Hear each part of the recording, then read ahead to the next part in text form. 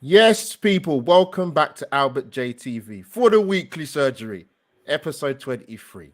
It's been a while, people, but before we get into it, let's smash the intro.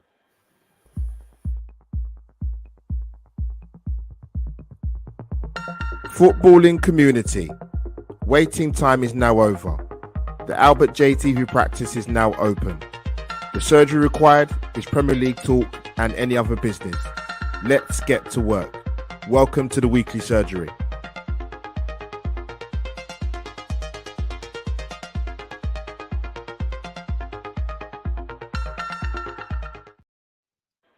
And there you have it, people. Surround intro or funky intro into the weekly surgery. Surgery is needed, people. I've been meaning to do the show for probably wanted it last week, but because there's so much transfer stuff going on, people, and people have lives and people have work and commitments and wives and girlfriends and enjoying single life and being bachelors and the rest of it, it's hard to get it in sometimes. But it's a pleasure to do weekly surgery. Trust me, you'll see more of this season, but I'll get into it. But people, smash the like button and subscribe to the channel. Audio listeners, now because it's very, very hot, I started to recreate the Bruce Willis look from Die Hard 1 and 2. So yeah, it's cooking, man. So yeah, at work is very, very hot out there, but there's good scenery. But before we get into it, people, I've got two amazing guests that I need to introduce ASAP. That is going to start with my brother from Love and Mother from the lovely part of Hastings, Ray Cassie. Welcome back, bro. Yeah, thanks again for having me, mate. It's an honour to be on with G and Bruce Willis. You know, it's fantastic. I don't know if that makes me Hans Gruber, but I'll take it. I'll take it either way. But yeah, man, thanks for having me on. There's a lot to discuss. You both talk a lot of sense, so I'm excited for it. Ray, thanks, brother. I try to talk a bit of sense, man. And yeah, rest in peace, Alan Rickman, man. Bad boy, bad. Big up. Yeah. So coming to my another brother from the part of Kent, Ramsgate, Lord Granville, bad boy from Ramsgate, rude boy from Ramsgate. G Talks is back. Welcome back, bro. No, thank you so much, man. It feels good to be back. Obviously, on your channel as always, but just streaming in general. I mean, I had a hectic couple of months. Took a little break from streaming, and obviously with the new job, it's kind of difficult. Like you say, people got lives, people busy. So it's really difficult kind of juggling things. But yeah, man, I mean, the window's been open for what, albeit 7-8 days, and it feels like it's been open for 6 months. And so much has happened. But yeah, man, I can't wait to get stuck in. And it's always a pleasure being on your platform, Albert, with yourself and obviously Jay. So yeah, looking forward to it, man. Yeah, people, this is obviously going live on YouTube, Facebook, and on along the Twitter feed as well. Our Instagram handles are in the boxes. You can see them going along the bottom of the screen. All the listeners, you'll just have to imagine what their Twitter handles are like, but you'll see it anyway. Now, before we get into it, obviously, there's some people said hello in the chat already. My Tottenham wife has joined me, and other half has joined in the chat. So, good evening to my Tottenham people. We'll talk Arsenal Tottenham during the season because when I think the North London derby's on Holly's birthday. Funny enough, so we hope to give you a horrible birthday present when it comes around, Holly, man. Oh dear, let me big up to Jenny in the chat as well. Yes, good result for Scotland yesterday. Eventually, when they got the game restarted again, big up Jenny. Jenny, we've got to meet next season. Tell your husband this is ridiculous. It's got to happen. But here we go. Another one in the chat. Right, let's actually start the show. Yes, Holly, you will cry. Trust me. I want to start this a bit different. Like I said, weekly surgery. I want to do a lot more this season because I can get rival fans on and talk anything matters of football. But the main thing I want to start with actually with you two. I'm going to Ray first. I was at work when I get the notifications come from my phone from BBC Sport. And to my surprise, maybe to us as Arsenal fans and not being supporters of particular clubs, managerial talk. Gary O'Neill and Darren Moore have gone by mutual consent or sacked, whatever way you want to look at it. Coming to Ray first. Starting with Gary O'Neill. Now, reading in between the lines is pretty obvious to me. It's almost a case of keep it in simple layman's terms. Thanks, but no thanks. Got them to safety. I think they've probably seen that the grass is greener and probably thought going into next season, this could happen again. I know Bournemouth's form wasn't great after they beat Spurs. Actually, I think they didn't really win too many games of football, even though they had already stayed up. But Yeah, Ray, come to you. What was your thoughts about the Gary Neal sack? And obviously, they've appointed a new manager in what's his name again? It's gone out of my head. Adoni Areola. Yeah, it was a shock when it was announced that he was sacked. Cause I think Gary Neal was like one of the candidates for manager of the season, wasn't he? I mean, he was never going to get it, but he was certainly up there in the running. I don't know. I think Bournemouth owners must have just had this as a plan all along, regardless of whether they stayed up or not. You might be able to correct me if I'm wrong, but I'm pretty sure O'Neill took over Scott Parker as a caretaker, and then they appointed him as a permanent or whatever. So yeah, it was a real surprise to see him go. I thought he had them playing some really good stuff. They look like a really dangerous team at times, Bournemouth. But yeah, I just think the owners just want to go in a particular direction. They obviously had this guy lined up because he was hired basically straight after straight in, sacking, wasn't he? So again, I've done a little bit of research on him. He comes really highly rated. Other than that, I think it was I forget the team he was at now. Is it Vallecano? Was it that? Yeah, I think it was. Yeah, you know, and he was very. He done a very good season there. Done very well. So yeah, it could be an interesting pick up there from Bournemouth. But yeah, overall, mate, I was a little bit shocked that they parted ways. Yeah. So, coming to you, and I want to come back to Ray about Darren Moore. Gary Neal quickly. I mean, he was only made permanent boss 7 months ago. I mean, and as Ray's alluded to, I mean, he got sacked, and then the appointment came straight after. So, like Ray said, that's been lined up for quite a while ago. But yeah, what's your sort of initial thoughts when that came through? You know what it is? I was shocked. I was surprised. I can't lie, because I think you got to go back to at the beginning of the season. I think Bournemouth were one of 3 teams that most people thought would go down. And I can't imagine Bournemouth would have had anything more than, you know, a season target of staying in the Premier League. So when you look at it, I mean, he achieved what Bournemouth target was, because a side like Bournemouth, you know, with the resources they have, etc., you know, the target going into a Premier League season is going to be, you know, first and foremost, ensure we're safe, ensure we maintain our presence in the Premier League. So when you look at it like that, obviously when you break it down and you start analyzing the games and the performances, one could maybe come up with an argument as to why obviously they've got rid of him. But for me, it's, you know, job accomplished in terms of this season for Bournemouth. I had them as one of my 3 teams to go down. So I think he did a miraculous job to keep them up. When you look at Bournemouth squad in comparison to some of the other teams that were in and around the relegation battle for a long part of the season, you know, they don't have the resources to, you know, challenge for, top half of the table or European position. So I don't really get what it is, you know, I don't really understand what more he could have done. So I don't think it's necessarily a reflection on him and his performance. I think it's a reflection on obviously the direction the club wants to go into, move into. So they've obviously got higher ambitions. They've obviously identified a manager long before they've obviously sacked Gary. And obviously, you know, that appointment was basically in place. So they just had to sack Gary to kind of, you know, get that over the line. So, I mean, it's pretty tough on him. I don't think he will struggle to get another job. And like I said, I think in terms of Bournemouth's target at the beginning of the season, it would have been to stay in the Premier League. So it is what it is. And I think in a way, I think over the years, we've seen this kind of culture within, you know, Premier League football where managers just come and go like a revolving door.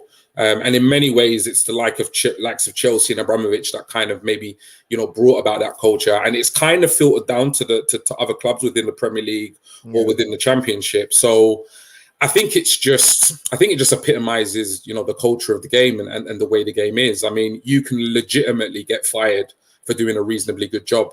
And that's just how it is, unfortunately. So it is what it is. I think you'll be fine. I think you'll get another job. But obviously it shows that Bournemouth want to be ambitious. They want to go in a different direction that they thought Gary could take them in. But they should be careful because we've seen many a Premier League sides change things up. Some could say maybe be a little bit over ambitious, and it can come back to bite you. You know, it can. But also the other side is, I think the Bournemouth fans probably will be split. Some will be disappointed he's gone. Some will say, well, actually, we needed somebody to take us to the next level. You know, we've maintained our place in the Premier League. Now we need to push on for maybe, a higher position in the league table. So I think there are two sides to the story. But I think Gary can definitely feel a little bit hard done by for going. Yeah, because I'm just quick looking at the table before we move on to talk about Darren Moore, because that was a shock. But they finished 15th, 39 points. But actually, their sort of mini form was on par with Leeds and Southampton at the bottom of the table. So I think that had a part in it as well. But obviously, this was lined up time ago, and like I said, they only gave him a contract 7 months ago. I mean, I'm assuming Bournemouth haven't got a lot of money to waste. But listen, it is what it is. I don't think it's done Gary O'Neill's reputation any harm at all, though, as he's gone and he's kept them up. He'll get a job in the Championship. I'm pretty convinced of that. And see how he gets on then, really. Yeah, Ray, coming back to you. So Darren Moore, wow. I don't know where I'll start. I mean, we hear it's mutual consent. He was there a couple of years. I think they missed out on the playoffs 2 seasons ago. I think, or they went out in the playoffs. I'm sure I have to double check that. People in the chat, if you know, or Ray and G, have a check if that happened 2 seasons ago. They actually missed out on automatic promotion this season, and they got 96 points. They accumulated 96 points. Yeah. We saw what happened in terms of the playoff championships, League One, where they lost the first leg 4-0. And I thought it was done. I thought it was absolutely done. And obviously, the miracle happened in the second leg, which I did watch. That was incredible. That comeback and to win on penalties. He gets them back up into the Championship. I mean, Sheffield Wednesday were originally, and I'm showing my age here now, people, all the listeners as well as people watch this live. 21 plus a bit of VAT. So I remember Sheffield Wednesday and likes of Sheffield Wednesday, Coventry, Middlesbrough. They were in the top division before the Premier League. They were. Even Millwall were in the top league, and that's going back a long time. That's after George Graham was there, but Sheffield Wednesday is a big club, and he's done brilliantly there, Darren Moore, in 2 years. But he's gone after 2 years. So Ray, coming to you, that was the biggest shock for me. I didn't see that coming. Yeah, definitely. I mean, I was on Sheffield Wednesday Twitter earlier just to try and get a bit more insight. It's a strange place, by the way. But yeah, I mean, where these managers have been let go of their jobs similar times, it looked like Bournemouth had a plan, whereas it looks like Sheffield Wednesday just had a disagreement, whether it was through transfers or how the club is run. Yeah. And Darren Moore, all his backroom staff, they've all gone. I'm not even sure if they've got a director of football at the moment, Sheffield Wednesday. So they're gonna, I think the Championship. I think I saw that they start pre-season in about a month. Yep. Championship is in 6 to 8 weeks, I believe. So they've got a real tough uphill battle if they're not going to get somebody in quick. Because at least with Bournemouth, they, it might have been ruthless, but Very exactly. Ruthless. Yeah. So from a Sheffield Wednesday point of view, it's a real shame because I really like Darren Moore. I think he's a really good coach. I remember when he was at West Brom, and he kept. I think they went down, didn't they? But he done quite a good job beating Man United, and was let go. So yeah, hopefully he can get a job again soon. But as you mentioned, Sheffield Wednesday are a massive club. And to go from the high of getting promoted to then all of a sudden losing such a figurehead like Darren Moore must be a really weird feeling. So, yeah, hopefully for their sake they can get things right quickly. Yeah, because it's disappointing. Like I said, it's been spoken about for a number of years now in terms of a lot of the managers that not being many black managers within the football pyramid. To be honest, he's one of very, very few. I'm going back years now. There weren't many. Like there was, I think it was Keith Alexander. There was Keith Curl. Obviously, Chris Hughton in recent years had a few jobs in terms of Brighton, and he was at Newcastle. Not many. And Darren Moore, I mean, he did an amazing job. Like I said, whatever disagreement there was, that he went by mutual consent. We don't know. But G, what's your thoughts about Darren Moore, man? Yeah, I mean, I kind of feel a little bit sorry for Darren, man. I feel I've not followed his career in great Yeah, detail, but it seems like a lot of the times he's left the club, it's been under somewhat, or looks as though it's been under somewhat unfair, circumstances. He seems to kind of get, hard done by a little bit in terms of his jobs. I mean, I don't really get it. I think, like Jay said, while the Bournemouth, sacking an appointment seems like a strategy or plan, this really does feel like it's come out of nowhere, and there is somewhat of a clash between maybe him and his staff and the club. I don't think we'll ever know, the real circumstances, unless obviously he goes away and writes a book or something like that, or something is leaked. yeah, But yeah, I mean, after what was an absolute phenomenal campaign in the end, to then find himself jobless. I mean, they say mutual consent, but you just don't know these days. yeah. Mutual consent could be, he wanted out, and instead of it looking bad on the club that he chose to resign, they agreed to come, via mutual, consent. Or it could be that, they were both, pretty happy and just decided to kind of part their ways, leave on a high. It could have solely been his decision. So it's really difficult. But there's definitely more to that story in terms of him leaving, because, the euphoria of what they did, Yeah. then to Right. find your place in a position where, he's gone and you don't have a manager. I mean, I think there would have been a lot of excitement about the upcoming, season. Season Whereas transition. now, I think the fans will be somewhat worried and concerned, because you want that consistency, going into obviously, a new season and a new campaign. And if you kind of like compare it, like, again, when you look back at and you say, okay, what would have been the target for Sheffield Wednesday this season? And I think he not only hit that but surpassed it. So again, I don't think it's any reflection on him and his managerial abilities or his performance. It's just a case of, it is what it is. These things happen in football, and infamously, they happen a lot in football. We've seen managers win major trophies at the highest level and then lose their jobs a couple of weeks later. Yep. So it is what it is. It's the nature of the beast. That is football. So I was shocked at both. More shocked at the Darren Moore one, but Yep. I don't think we'll ever know what really went on unless somebody publicly speaks out. And a lot of the time, when these things happen, people tend to just kind of shut up shop and keep it moving.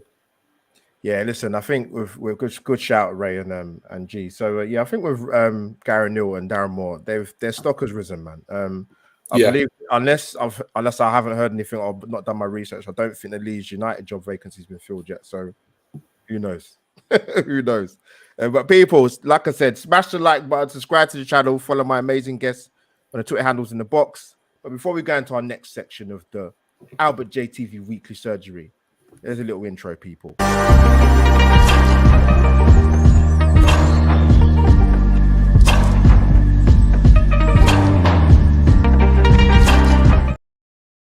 There you have it, people. A little surround intro and to subscribe to Albert JTV. You've heard it here first, people. But let's get talking. We're going to cover our beloved Arsenal. A lot's been spoken about since the end of last season. I don't. People say it. Listen, I think it's pretty obvious. We do have the most reactionary fan base in probably, if not world football, European football. World football. Yeah, definitely going by Twitter. Yeah, it's been. It's not that I've even taken a break from social media. I just see from what people tell me, and from what I see myself. I'm like, wow. I mean, we're all busy people. We've got jobs. We've got to pay our bills. I mean, as much as I use the platform to promote my content, I do need to take a break a little bit at a time. And in terms of the transfer window, it's not even got out of first gear yet. So yeah. So I'm gonna start. I was gonna start it. We're gonna leave Declan Rice till last because I definitely want to get you guys' opinions. People in the chat, pop in your comments. I think the most obvious place to start, really, before I come to you guys, is this young man. Where's he gone? Now, before I bring in Ray, you know when you say that saying where it goes, you didn't see this one coming. I absolutely did not see this one coming. I wouldn't even have thought about one particular player Arsenal could buy within the Premier League who would be coming to Arsenal or a viable option coming to Arsenal. It was absolutely not Kai Havertz. But you know what, Ray? I don't know what your feelings are, and people in the chat, and obviously when I get to G. I know a lot of Arsenal fans, before he joined Leverkusen, by the way, before he joined Leverkusen, make that very, very clear. They absolutely wished we could get this guy at Arsenal.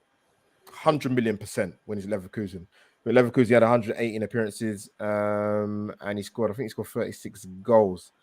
So yeah, Ray, coming to you, Ray. Obviously, there's heavy links now that the fee's been agreed. Was it 65 million, I believe? What was your initial thought? Yeah. What was your initial thoughts about hearing his name and possibly coming to Arsenal? And what do you make of him? How he's going to fit in at Arsenal? Yeah, well, when initially I heard it, I can't lie, I wasn't happy about it. So, it's you see all these Chelsea players that we signed running through your mind, and I know Jorginho is the most recent, and he's been great so far. But I just thought of that striker that couldn't hit a barn door. But when you deep it and sort of calm down a bit, and it makes a lot of sense actually. He's a very versatile player. Yeah, definitely.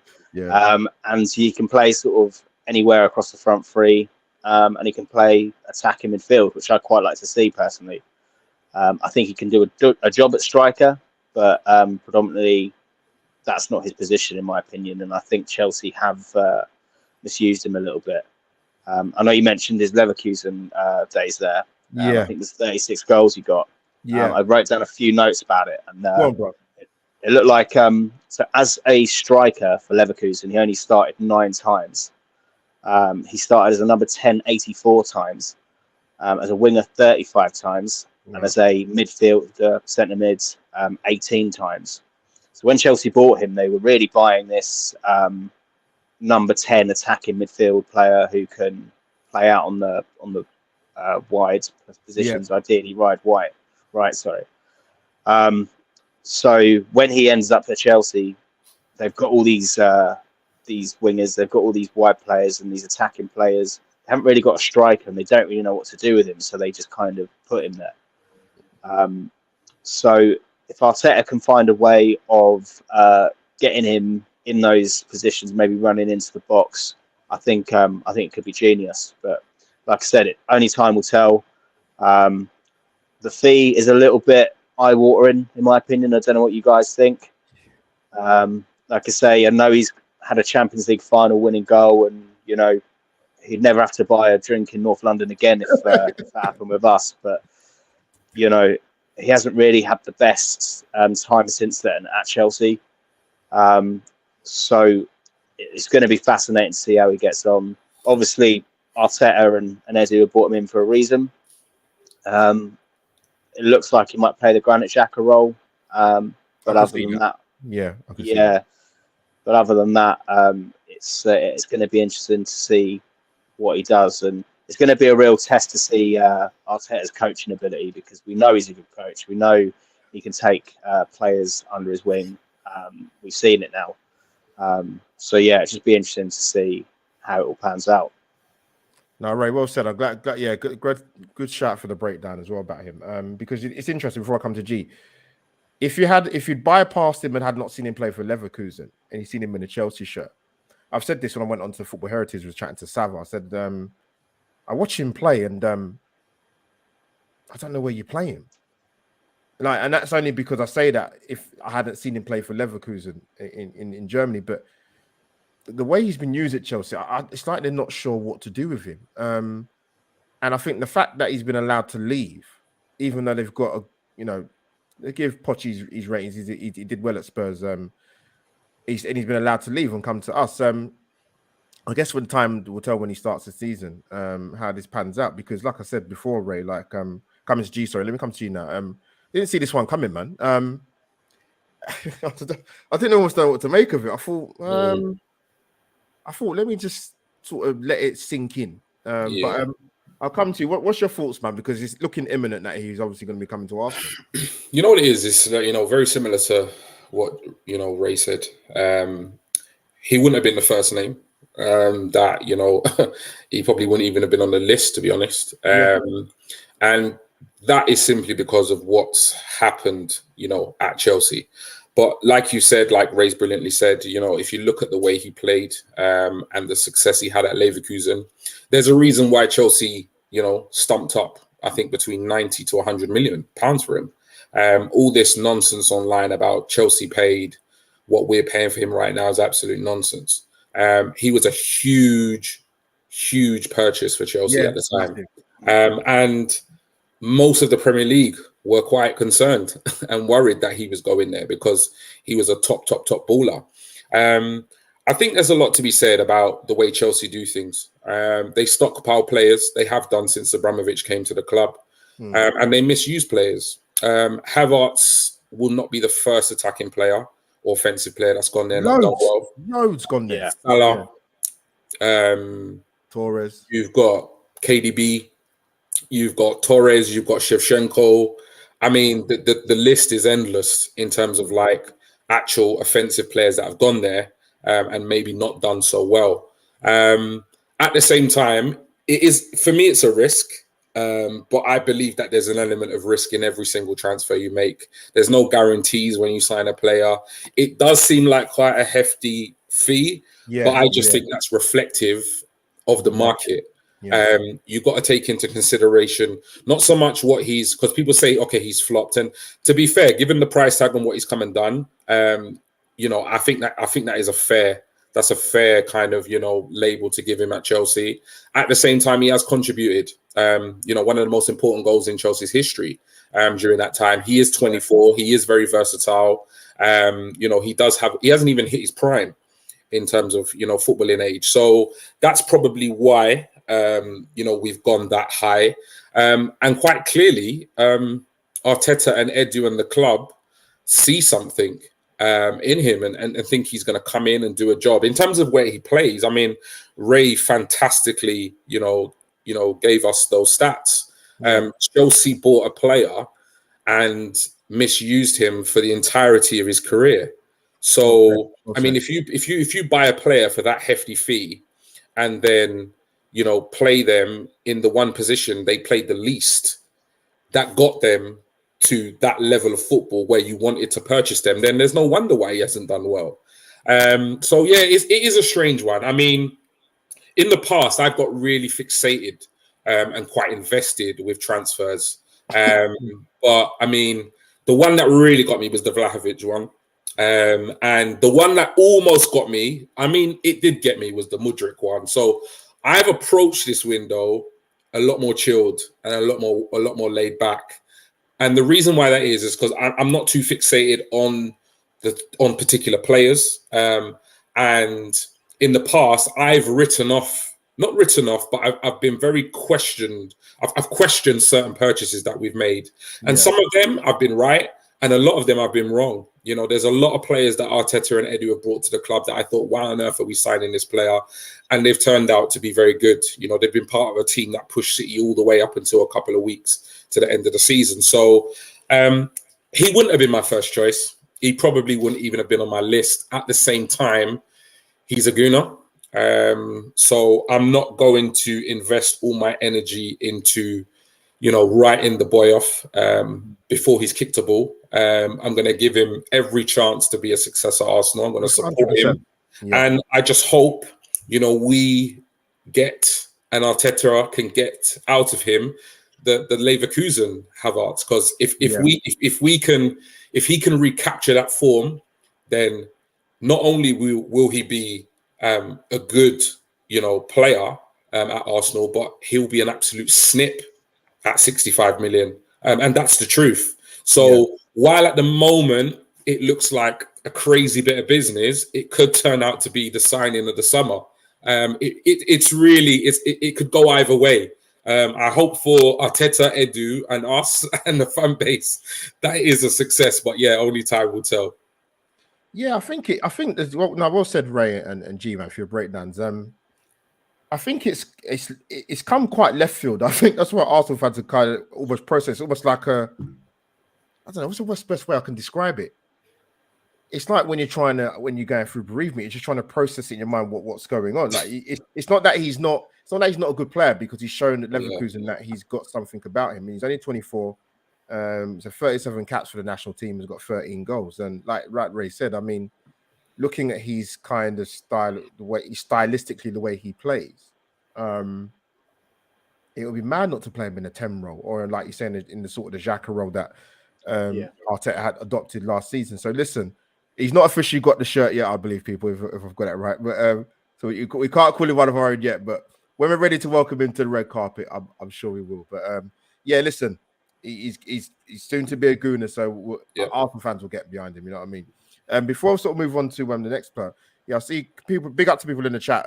When I talk about the Arsenal fans being reactionary, I get that it's about standards of wanting the club to do well, and we can talk about the owners. I think for me, what I mean more so is, I don't know what you guys feel quickly before we move on to the next player, is in terms of particularly the Twitter side of it, not the Instagram side so much. I find that it's a lot of the Arsenal accounts that trigger this behavior, because they don't know what they're talking about. They don't know any of the transfer stuff. And the thing is, even if you did know, no one's going to believe you anyway, because they've heard it for so many years on the platform. So I think that the Arsenal accounts don't help. You know what it is as well, is I've had this conversation with you, and I've had this conversation with a couple of Gooners, is that I remember, I'm going to sound like the good old days, that's what I'm going to sound like here, but I remember when you signed a player, bam, it was on the back pages, or bam, it was on Teletext, or bam, it was on the yellow bar on Sky Sports. And up until that point, you didn't hear a word. I think one of the biggest issues now we have with transfers is that it's played out on social platform. So you have the journals at the top, you have the likes of Orny and Fabrizio and so forth, and you have their counterparts in their countries. And then you have a lot of the in the know accounts that claim to have inside information and sources, etc. But it's almost like at every step of this transfer or a transfer, it's being played out on the social. So it's like, we're interested, we're negotiating, we've bid, it's been rejected, we've bid again, it's been rejected. And the problem is that even with the elite journals, I don't believe that their sources or their intel is that accurate. I think what happens is a lot of the clubs and stuff leak the information to a certain extent of what they want to leak. So even though, yes, Arsenal may have bid for a player and it may have been rejected, that could have been the situation a week ago. It could have been the situation 2 weeks ago. And obviously now the information is starting to filter through. The problem is that all these accounts, including the elite journals, right down to the pretend in the know accounts, they're just constantly tweeting. And because fans are so passionate and desperate, and they get frustrated, and then they get the interactions, and they're just constantly interacting. So I think a lot of the problem is the fact that a lot of these transfers are played out on the social media platform. But I think not many. Well, I don't know. I can only speak for myself and, people like yourselves.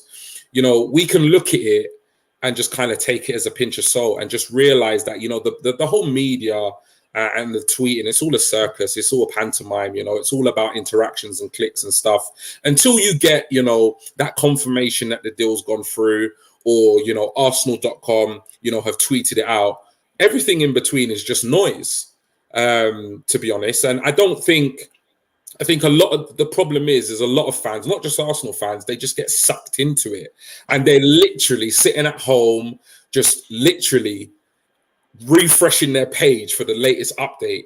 And that frustration and that overreaction definitely comes out. You know what it is? I'm sorry, I'm going to bring in Ray. Sorry. You know what it is for me? It's, and this is how I judge it, Ray. I don't know how you do it, and G, but I look at the people, particularly more so the journos who tweet the least, that might have a little bit more than anybody else. I mean, Orny. if you say David Yeah. Ornstein probably tweets once and that's it. Orny's the man, bro. I think Sammy Mokbel, Mm. is it the Guardian? I think he tweets probably once. You won't see them tweeting endless tweet. What else can you say? Yeah. Other When than the Orny obvious, yeah. tweets, he's giving you a bomber. You get me? It's like done deal, done. He's not Yeah. tweeting, oh, Declan Rice is having a coffee, in a cafe in Ibiza. And he just picks his nose. It's in a red mug. Yeah, it's just ridiculous, man. It's like a running commentary of like everything. Like Orny, silence for days, bang, done deal. That for me is a reflection of a top journalist.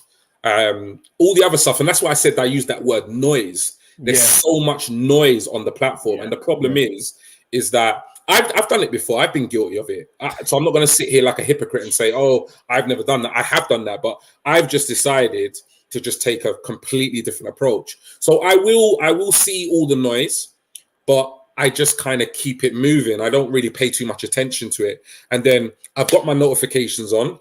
So if I see Orny come with a bomber, I'm like, okay, this is serious. And if I see a Fabrizio, here we go, then I know it's serious. All the other stuff, I give it a read. I'm interested, but I don't take it too seriously. And I think that's what maybe a lot of other football fans should do. If you enjoy the pantomime of the transfer market, enjoy it, but don't take it too seriously, because when the news is ready to come out, it will come out and it will be accurate. Do you know what I'm saying? Yeah. No, well said. Ray, anything you want to add to it? Go on. Get your thoughts in, Ray, man. Tell them. Yeah, well, a bit like G said there, I think two of my favourite ever signings for Arsenal, certainly in recent times, was Fabio Vieira and Matt Ryan. And you'll go, why is that?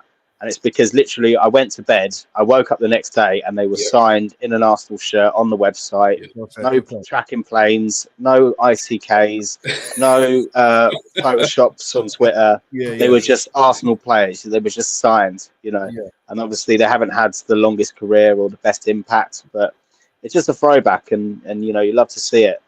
I think G was talking a lot of sense there. It seems to be that everyone wants to be first, whereas you just got to be right, haven't you? So, just like I say, everything is played out on social media. We have to know everything. Let the clubs just do their thing. I mean, Ray, you're right. What you just about, you're right what you said, because when I watched when Tom White was on Hybrid Squad, he said something very, very similar when they talk. It's a great show, actually. The and how the transfers work and information that they get and what gets drip free, what gets leaked through and whatever. So it's a good watch. But what you just said, that's very, very true about it being right, because reputational wise and it just does not look good. But no, it's great to get you guys' opinions on that. So we're going to come to the next plan. I'm going to come back to Ray, actually. Now, when this guy was mentioned, and Timber, I think we're getting Justin Timberlake. I think I read it wrong. Better than Timberland. I don't know too much about him. That's the first thing I will say. There's a lot of guys that watch Eredivisie. They know their thing. Apparently, he can play in two positions. I think he's had about 15, 16 caps for the Netherlands. And I think he got Eredivisie Player of the Year, actually, in the 21-22 season. So he obviously has some very, very good potential about him. And I think he's potentially going to come in an area which we will need if you're going to have four centre-backs in terms of Ben White, a Kivior, a Gabriel, and a Saliba. Then you got your four core centre-backs. This guy can come in at centre-back and probably right-back, I believe it is. So, yeah, I don't know, Ray, how much you know about him or what your sources have told you or who you've spoken to about him. What's your initial thoughts, man? Yeah, man, he's a good player. I haven't seen him loads and loads of times. Obviously, you see the odd Ajax Champions League game. I know that Manchester United wanted to buy him last year, I think it was. Yes. In the end, Ajax didn't want to sell him, Anthony, and Martinez all in one window, so they kept Timber. And he's just very comfortable on the ball. As you mentioned there, he's kind of like Ben White in a way. He can play centre back, he can play right back. He's not the biggest, but that's very, very good on the ball. He can step into midfield as well, and that might be an interesting option. It might give us a sort of Zinchenko equivalent on the right, if that makes sense. Yes. So it might open up the pitch in that way for us. I did wonder with the potential signing of Havertz as well. If he did play Xhaka, we would kind of maybe be a little bit imbalanced at the back or in defensive midfield, depending on who we bring in. So he could go in there potentially and offer just a bit more solidity. Because I don't like, although I like the idea of Odegaard and Havertz potentially in midfield going forwards, I'm not convinced about them to come in the other way. And that's one thing Xhaka was very good at for us. So I think he'll be very technically sound. I think he's going to be very good in terms of a piece that we can use tactically. I think he's very versatile. Right? Is he main? They said he's main. Is he mainly a centre back that can play right back? Is that how it is? From what I've seen, yeah, he is exactly that. So again, interesting to see how he gets on. Again, this sort of come out of the blue. Hopefully, we can just wrap some pretty quick. But yeah, man, it's he's an interesting player, and I hope we get him. Yeah, no, great shout. I've heard good things about him. I was listening to Tom yesterday. He was doing a show with Drew. Let's give him a tactical breakdown. Great stuff, man. And he's 22. G, coming to you, man. So you listen. If we do get him, I think apparently they want 50, and Arsenal have been around 30. But they're saying that there's a potential where a deal can be done. But listen, I think it'd be a very, very smart acquisition, just in terms of. Don't get me wrong, Ben Wright was excellent right back last season. Let's have it right, he was. He dipped off at towards the end of last season, but I would be more happy for him to come back at centre back, to be honest. That's nothing against him playing at right back. I just think if this guy can play right back, then for me, and listen as well, if we do get him, the Arsenal fans will come up with some really good songs for him, man. We're surname like Timber. But G, coming to you, man. Go on. What's your thoughts, man? Yeah, man. I mean, again, this one kind of came out of nowhere. I think it was Orny with the bomber, just to say that we were interested, etc.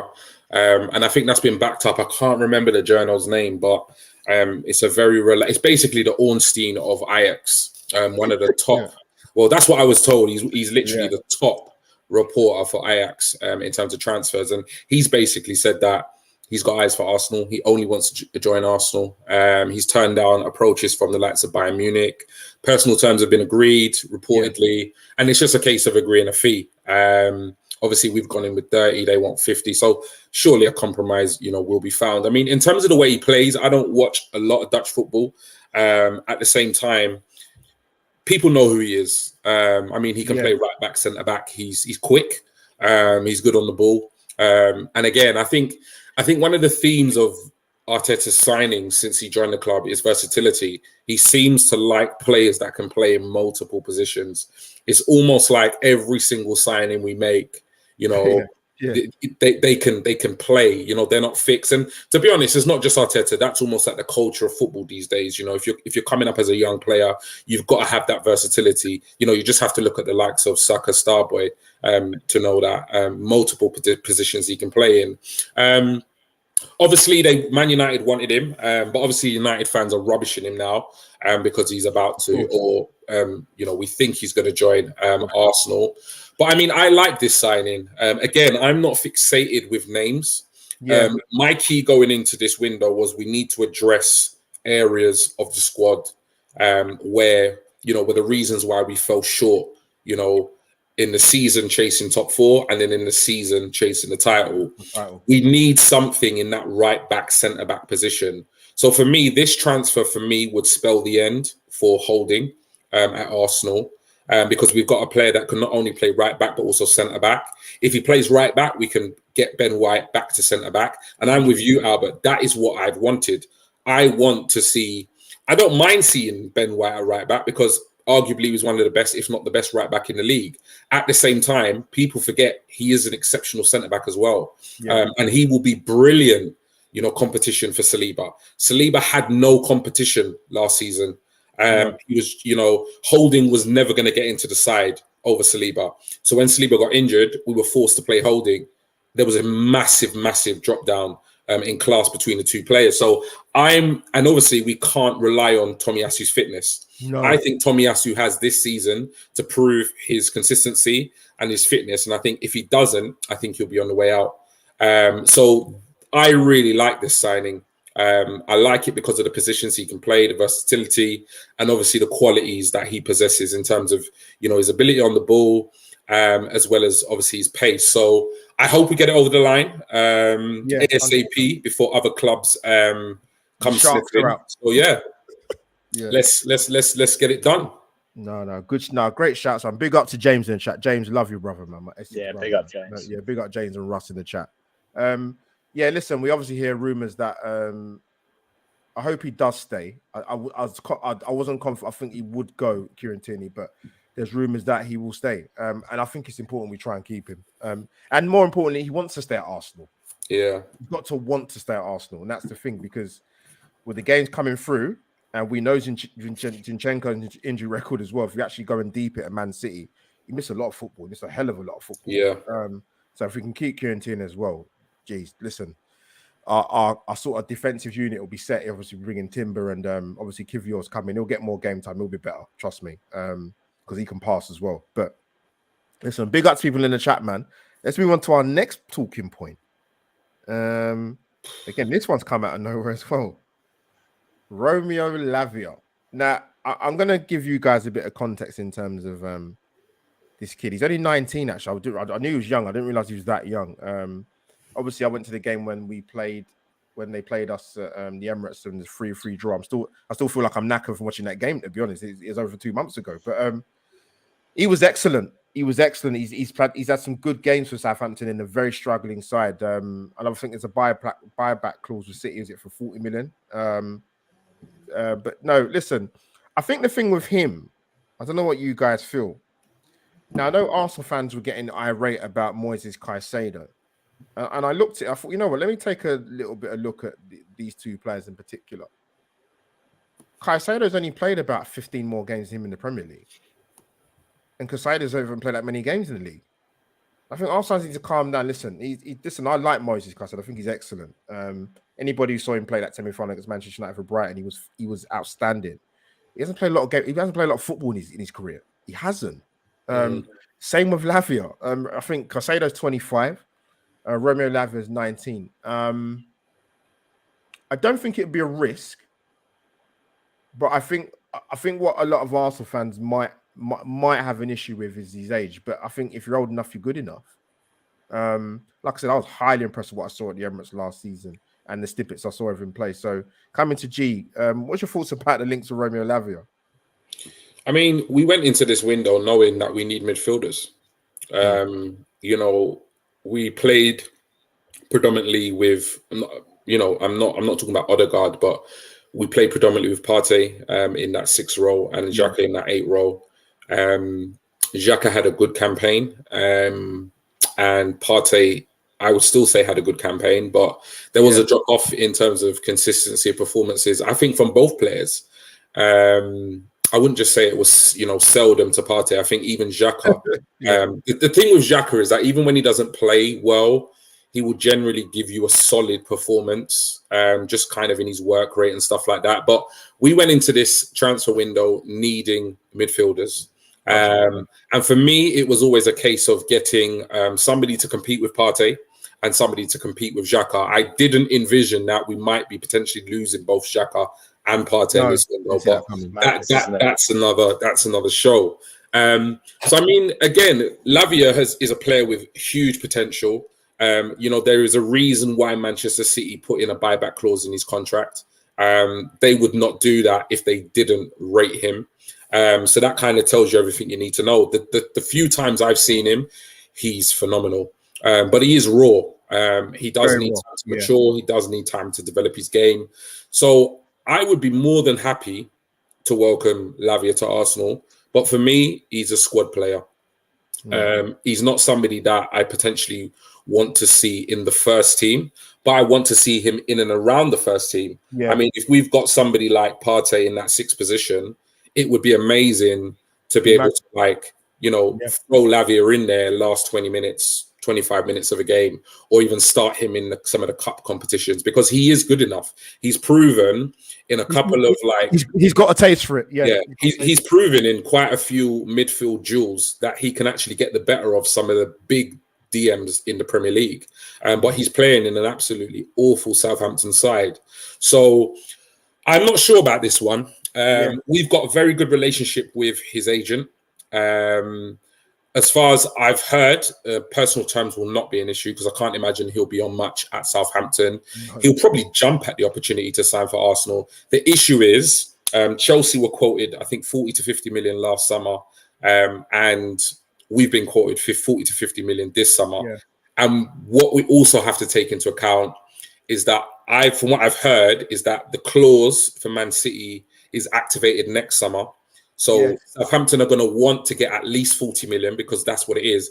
But I've also heard a percentage of that fee has to go to Man City. I think it's up to 20% of any fee that we agree. So that's about right. if he's sold this summer, we're going to have to be prepared to spend in excess of 40 to 50 million for him. I'm not sure we do that at the moment. So I think this signing will depend on what happens with the rest of our midfield options between now and obviously the end of the window. But he's an exceptionally talented young man, and I would more than welcome him at the Emirates. No, good shout, G. G, just pop us in the private chat if you've got to go, because we're on the 51-minute mark. But no, appreciate it, man. Well said. Lavia, I think the thing is, it's crazy with Arsenal. Ray, coming to you. So Jack is going to go apparently to Leverkusen, right? And obviously we hear the links about Partey possibly leaving. So it's typical Arsenal. I mean, one of them can go. It's fine. Not both. But if you're going to bring in the numbers in terms of, then I see an argument for it. But what's your thoughts quickly about Romeo Lavia, my friend, man? Yeah, you guys basically covered it so well. He's a class young player, really, really highly rated. And it was obviously the Arsenal game that Southampton played at the Emirates, where we got to see him, and I was like, okay, I'll focus on this guy, expecting us to win. Obviously, that didn't pan out that way, and he was brilliant that night, wasn't he? He was. With that, as G mentioned, I think there's an opportunity to get him this window, as Man City's option is next season, I believe. Yep. I think I saw that Southampton want a record fee for a young player. So I think the record fee was obviously 75 M's for Van Dijk. I think they want about 30 to 40 for Lavia, because I think the record was Luke Shaw, possibly 30 to 35. So it'd be about that figure. He'll be, I don't know, like a third or close to a half of the price of Caicedo. Yeah. So we do save a little bit there. As you mentioned, yes, Caicedo has some immense quality, but he's only played 6 months more in the league. Exactly. Yeah. And he's playing for Brighton, where although they've been absolutely outstanding, I'm not going to take anything away. The pressure for playing for Brighton is going to be completely different to playing for Arsenal. And you saw that with the celebrations about qualifying for Europa League. And like I say, fair play to Brighton, because they absolutely deserve their seasons and to celebrate. Yeah. But if we qualified for the Europa League, it would be like a funeral. You know, it would just be completely different vibes. So I really like him. I think he's again got immense quality. It's great potential. I think he's good on the ball. I think he can pass and he can tackle. We just need to see him get games, and I think he'll get that at Arsenal. You know, we've got Jorginho, we've got who else we've got? We've got Nenny potentially. If Partey and Xhaka both go, so we need a player to be that kind of in between. Hopefully, we get Declan Rice or somebody else, but we need a player to be on the cusp of the first team, ready to come in and nail that position. And there'll be games where we're going to have to play two DMs as well. And we need someone with a bit of energy, which he has. So, yeah, again, just hope we can try and make this happen. Like I said, the summer window has not been open that long, people. Also, as well, I think it was Mr. Timber's birthday 4 days ago. So happy birthday, for when you eventually do come to the club, fingers crossed. So, and big up to Bukayo Saka for that amazing hat trick. What hat trick! Yeah, that second goal, Jesus Christ, carrying an injury, you know. I was voice noting Ray at the time, man. Oh my God, man, what a strike! So yeah, Saka, man. God, I love that kid, man. Amazing. But now, guys, great to get your thoughts. We're going to finish off last with the main talking point, really, about Mr. Jollof Declan Rice. Right, let me give my 2 pennies down and come to G. So I had G and Canners on a while ago and weekly surgery. And I asked the question, do I think we'd get him? At the time, I said no. Something was just telling me I'm just not sure. I don't know where the 120 million's coming from, estimation. That's just come out of nowhere for me personally. Arsenal didn't. I mean, the problem I have with Arsenal slightly, not just with Declan Rice, is if you know what the valuation is already, why are you going to lowball it, particularly with this guy? It makes no common sense. So to me, it made sense for him to go in the way they went in with the second bid. You should have gone in with the first bid like that.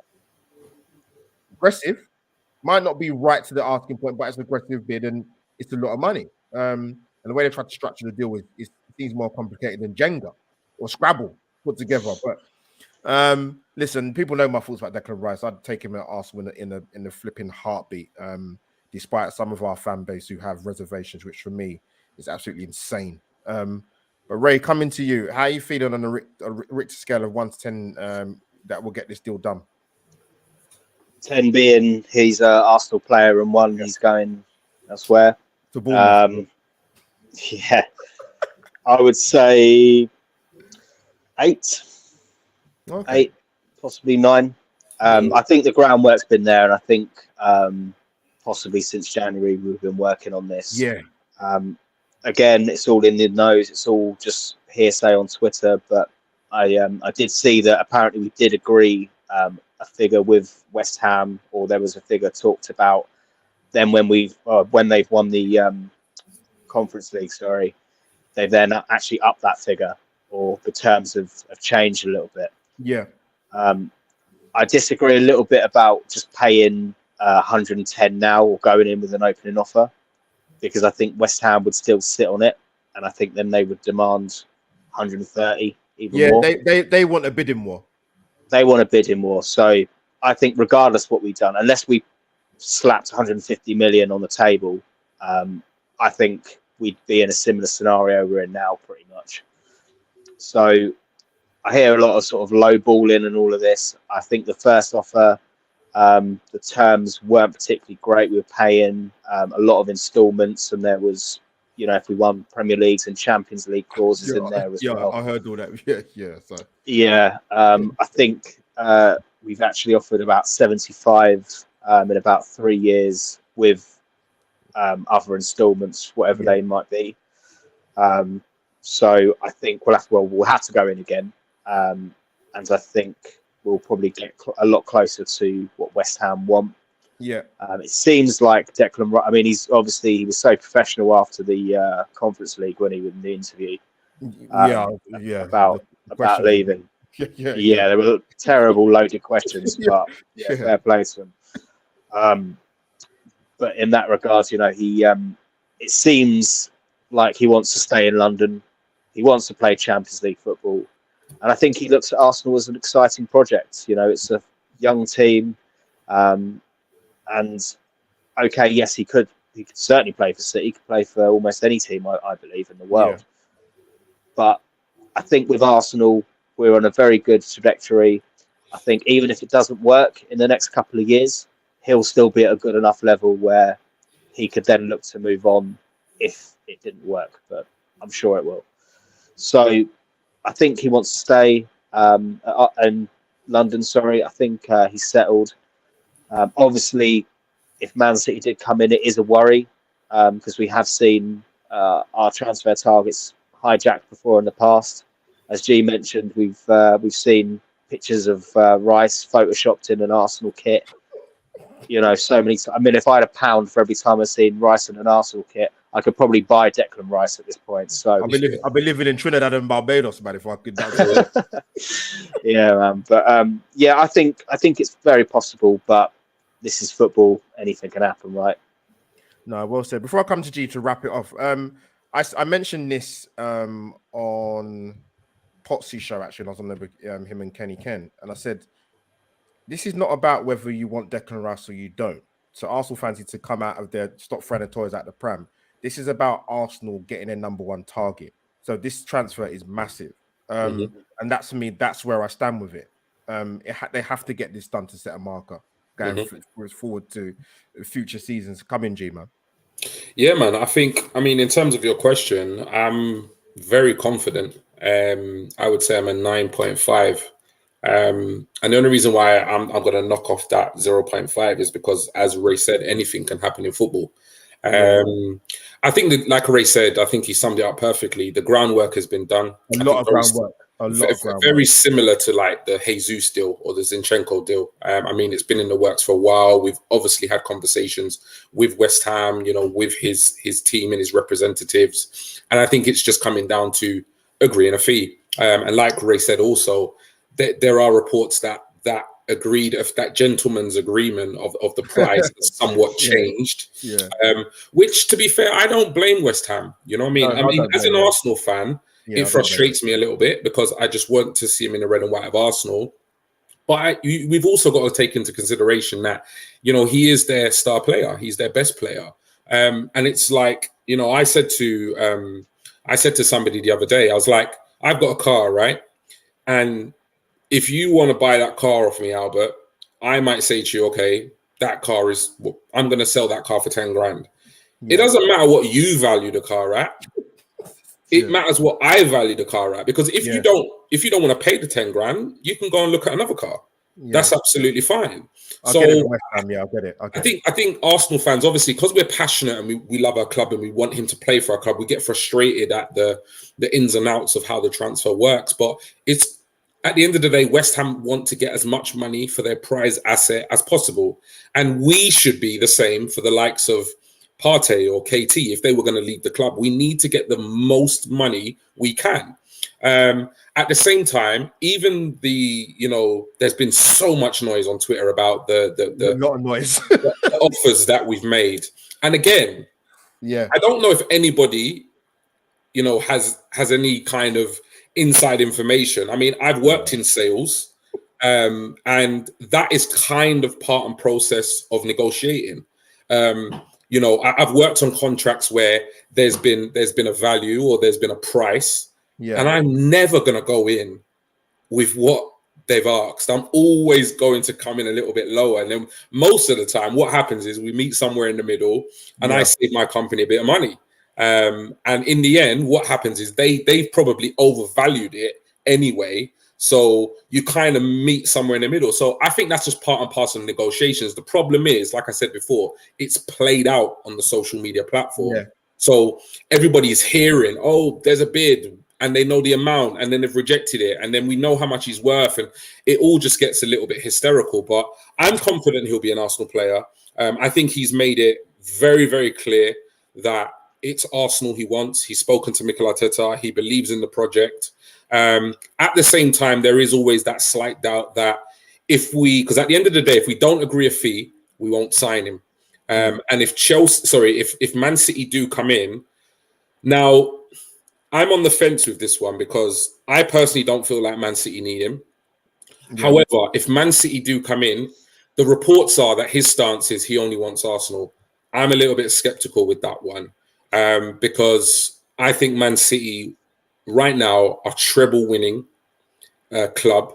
They are literally the juggernaut of world football. It's very alluring and tempting. And their resources are practically unlimited. I mean, they're paying reportedly Haaland over £800,000 a week.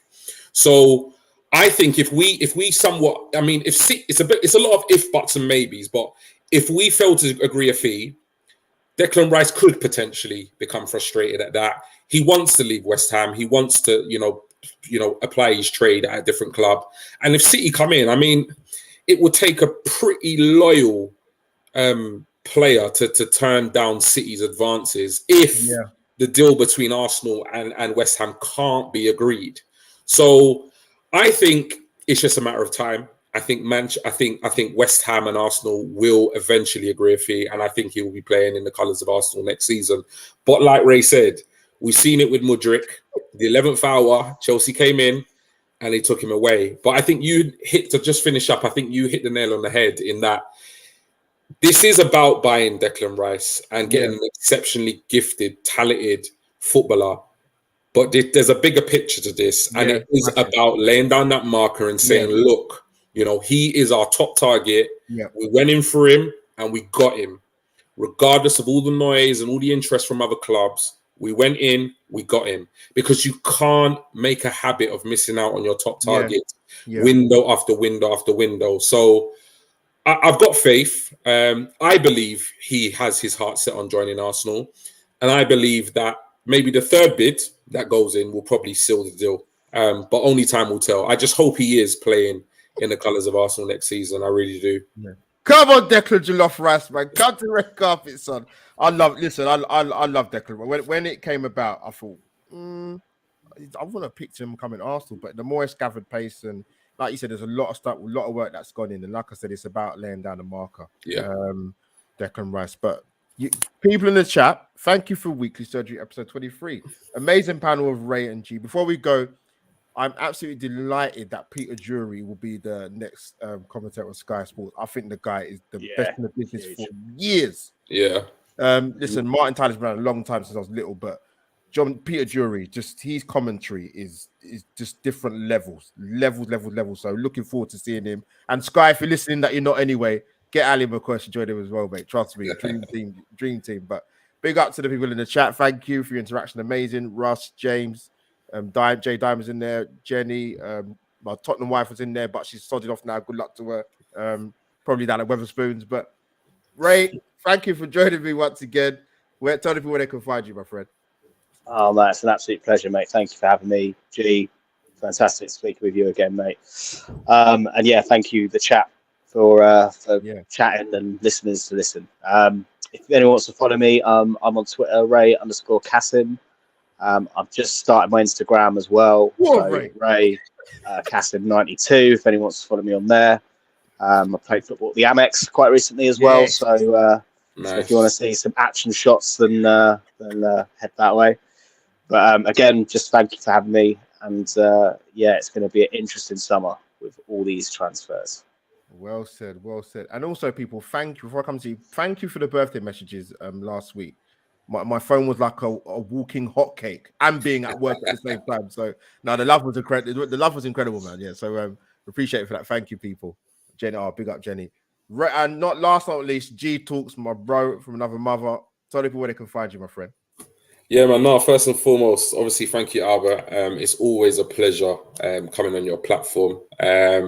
It's mad because, I do have a very busy schedule in terms of just work and family and kids and all sorts, gym and that, but there's only very few people that I make time for, and Albert is one of them. And that's just a reflection of just the beautiful human being he is.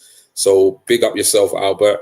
Ray, it's always a pleasure. I think we've done this once, maybe twice before, but as soon as I saw your name come up, I was like, yeah, boom, I'm going to enjoy this, man. Top guy. But yeah, in terms of following me, I mean, my handle's on the screen. It's at GTalksArsenal. I tried the whole Instagram and Facebook and stuff, and I just got a bit tired of it. So I just thought, let me keep it to Twitter. I couldn't keep up, man, with all the different posting across the platform. So I even tried TikTok, and my kids told me I was too old to be on TikTok. So, which I agree. So yeah, I just on Twitter. So if you want to interact with me, feel free to obviously give me a shout, drop me a DM, give me a follow. I'm also part of another a part of a YouTube channel called The Armory TV. I'm actually doing a show tonight, which is at 9 p.m. We'll be going through very similar topics. So please do. If you want to see more of me on the screen, then that's the place to follow. So at GTalksArsenal on Twitter and at Armory TV on YouTube. But again, thank you so much, Albert and Ray, for having me. Yeah, no worries, man. Listen, we'll definitely do this again. And like I said, there'll be more weekly surgeries. Love doing them. Amazing to get other fans as well. Live stories, there will be some more lined up. I do have some special guests coming on. Hopefully I'll get both of them on during the season. They have verbally agreed, but they're both very, very busy people. So yeah, to get them on would be fantastic if it does happen. But I'll keep that lip sealed. Ray and G know who they are, but they only know. But people, smash the like button, subscribe to Albert J TV, follow my amazing guests. Weekly Surgery is closed. Episode 23. We'll be back soon, people, for more transfer talk, Arsenal talk, Premier League talk. God bless. See you soon.